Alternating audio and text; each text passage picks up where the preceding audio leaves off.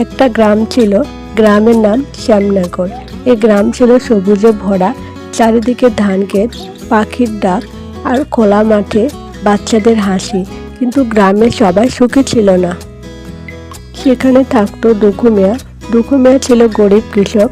বাবা মা ছোটবেলায় মারা গেছে। তার নিজের কোনো জমি নেই, সংসারে কেউ নেই, শুধু একটা ভাঙা কুঁড়ে ঘর। ভোর থেকে রাত পর্যন্ত খাটতে হতো তাকে। তবুও পেট ভরে খাবার জোটানো ছিল কঠিন। কিন্তু দুখুমের একটা বড় গুণ ছিল, সে ছিল খুব ভালো মানুষ। কারো কষ্ট দেখলে চুপ করে থাকতে পারতো না। একদিন সকালে সে মাঠে কাজ করছিল। হঠাৎ দেখতে পেল একটা ছোট হাঁসের ছানা কাঁদছে। ওর মা কথায় নেই। দুখু মিয়া ছানাটাকে নিজের ঘরে নিয়ে গেল, চালের ভাতের ভাঙ্গা দানা দিয়ে খাওয়ালো। সেই থেকে হাঁস ছানাটা তার সঙ্গী হয়ে গেল। দুখু মিয়া তাকে নাম দিল শুভ্র। দিন গড়ালো, মাস গেল, শুভ্র বড় হতে লাগলো।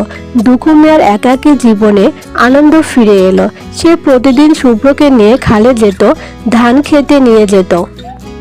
শুভ্র তাকে দেখে খুশি হয়ে ডাকতো, ডানা ঝাপটাতো। কিন্তু সুখ বেশি দিন টিকলো না। একদিন গ্রামে খরা শুরু হলো, জমিতে ফসল হলো না। গ্রামের লোকজন একে একে খাবারের জন্য শহরে চলে গেল। দুখু মিয়ার ঘরে তখন চালের হাঁড়ি শেষ।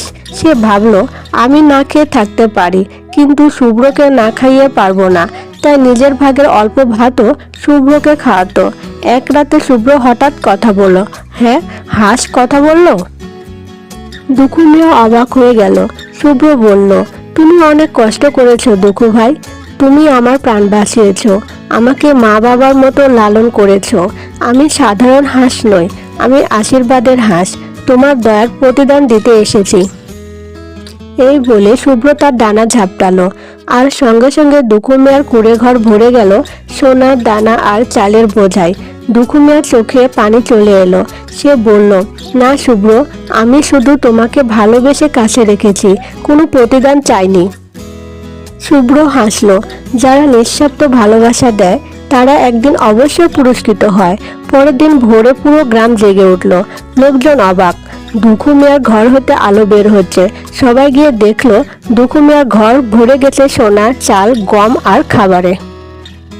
কিন্তু দুখু মিয়া সব নিজের কাছে রাখলো না।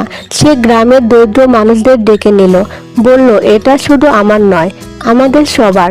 যতদিন বাঁচবো আমি কারো কষ্টে থাকতে দেব না। ধীরে ধীরে গ্রামে সুখ ফিরে এলো।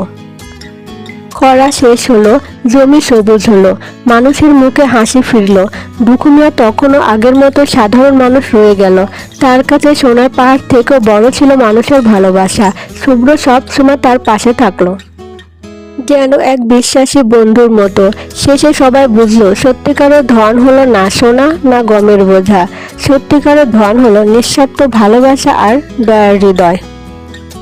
গল্পটা যদি ভালো লাগে তাহলে অবশ্যই চ্যানেলটা সাবস্ক্রাইব করবেন, লাইক, কমেন্ট এবং শেয়ার করতে ভুলবেন না প্লিজ।